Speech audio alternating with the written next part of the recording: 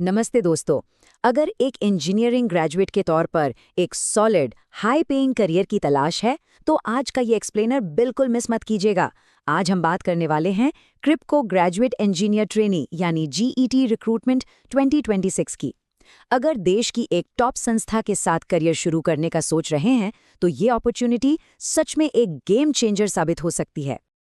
तो चलिए जल्दी से देखते हैं कि आज हम क्या क्या कवर करने वाले हैं।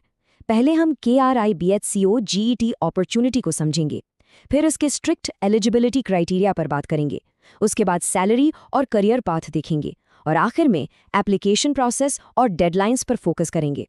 शुरुआत करते हैं हमारे पहले हिस्से से, द KRIBHCO GET अपॉर्चुनिटी। आखिर ये रोल है क्या? देखिए, क्रिप्को, जिसका पूरा नाम कृषक भारती कोऑपरेटिव लिमिटेड है, कोई छोटा मोटा नाम नहीं है। ये इंडिया के फर्टिलाइजर प्रोडक्शन यानी उर्वरक उत्पादन में एक लीडिंग कोऑपरेटिव सोसाइटी है। एक ग्रेजुएट इंजीनियर ट्रेनी के रूप में यहाँ सूरत के हजीरा प्लांट या फिर नोएडा के कॉर्पोरेट ऑफिस में एक बहुत ही डायनामिक और फास्ट पेस्ड एनवायरनमेंट में काम करने का मौका मिलता है। अब खास बात यह है कि क्रिप्को हर इंजीनियरिंग ब्रांच से हायरिंग नहीं कर रहा है। ये रिक्रूटमेंट काफी सिलेक्टिव है। ये अपॉर्चुनिटी स्पेसिफिकली 5 टेक्निकल डिसिप्लिन्स के लिए है: केमिकल, मैकेनिकल, इलेक्ट्रिकल, इंस्ट्रूमेंटेशन और कंप्यूटर इंजीनियरिंग।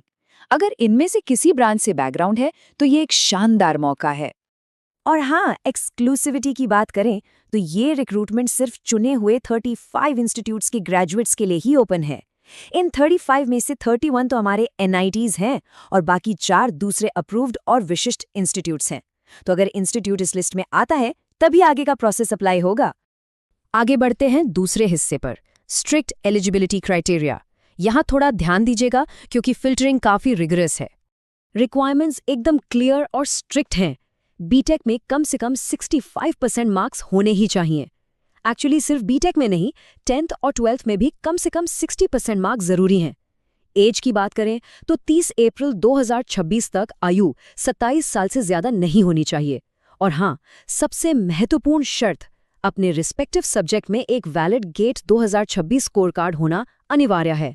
एक और बहुत बड़ी शर्त है, ये हायरिंग स्ट्रिक्टली 2026 पास आउट्स के लिए है। क्रिप्को को एक स्पॉटलेस एकेडमिक रिकॉर्ड चाहिए, जिसका मतलब है कि ग्रेजुएशन ठीक 4 साल में पूरी होनी चाहिए बिना किसी गैप या बैकलॉग के। अगर कोई एकेडमिक गैप है तो अनफॉर्चुनेटली एलिजिबिलिटी नहीं बनेगी। अब आते हैं उस हिस्से पर जिसका सबको इंतजार रहता है, सैलरी और करियर पाथ। मेहनत का फल कैसा होगा, आइए देखते हैं।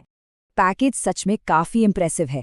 शुरुआती 1 साल के ट्रेनिंग पीरियड में कैंडिडेट को G2 ग्रेड में रखा जाएगा, जहां CTC लगभग 15.53 लाख होगी।